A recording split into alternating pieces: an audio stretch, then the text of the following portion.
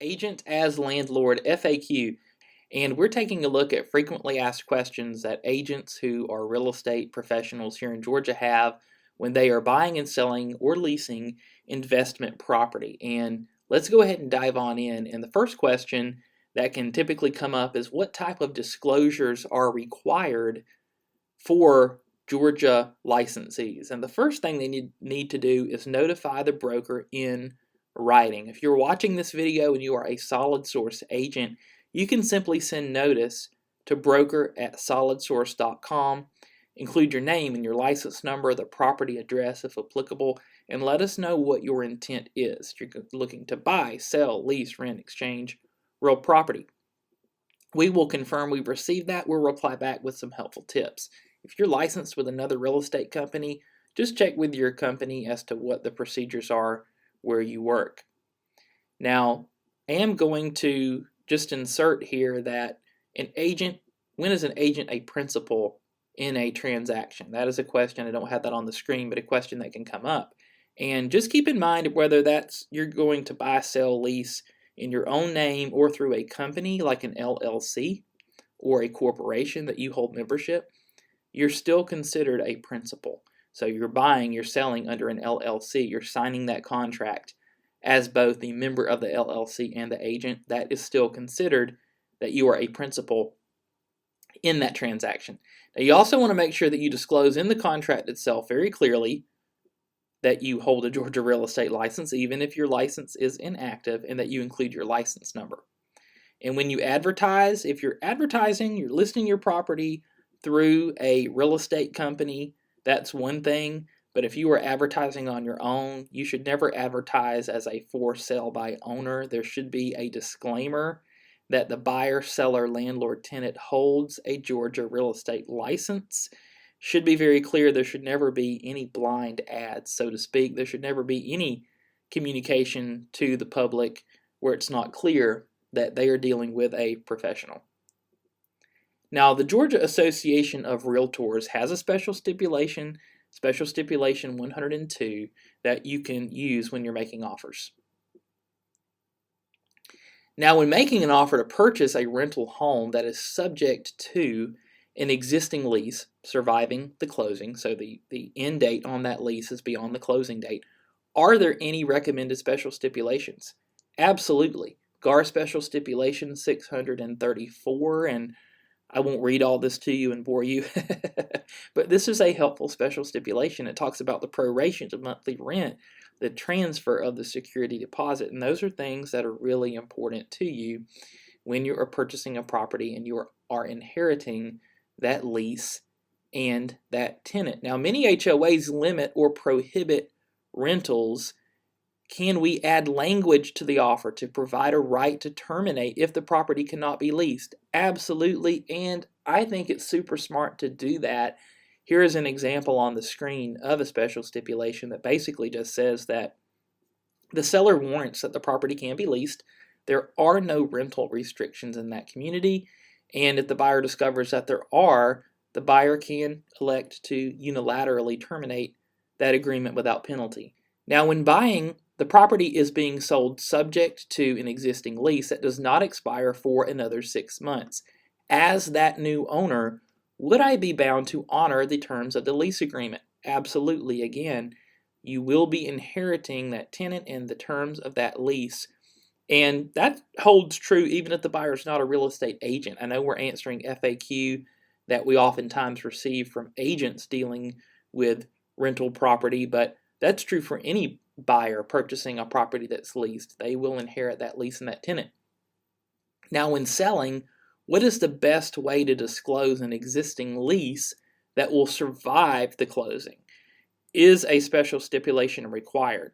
I'm going to answer yes, a special stipulation is required. This is just an example here on the screen. And the reason why I'm saying that is because on page 2 of the GAR purchase and sale agreement, it says that seller warrants that good marketable title will be conveyed subject to any leases specified. So you would want to actually specify those leases in the agreement itself. Now let's take a moment to talk about security deposits. When purchasing a property subject to an existing lease, how should an agent address the transfer of the deposit?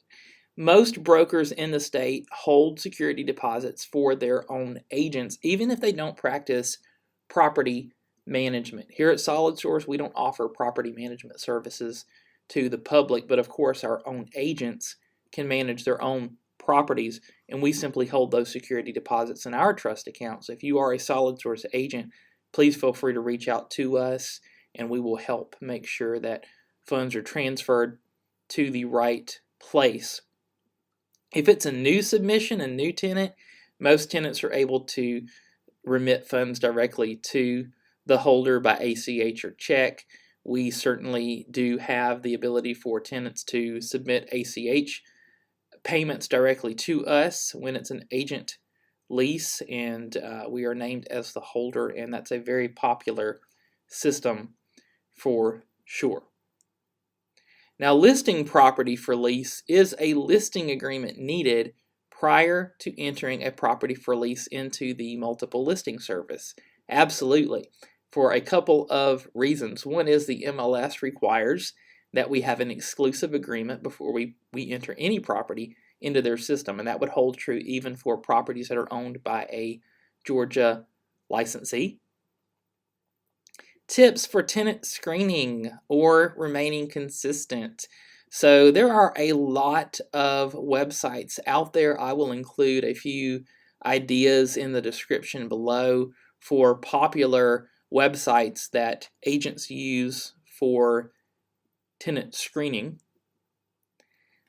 But when it comes to advertising, I do want to pause and take a moment just to remind everyone that if we can focus on the property itself, not people, not the activity of people, that is going to keep our advertisements in a good place, because we never want to advertise any property in a way that is directed to or refers to a person of our particular race, color, religion, etc.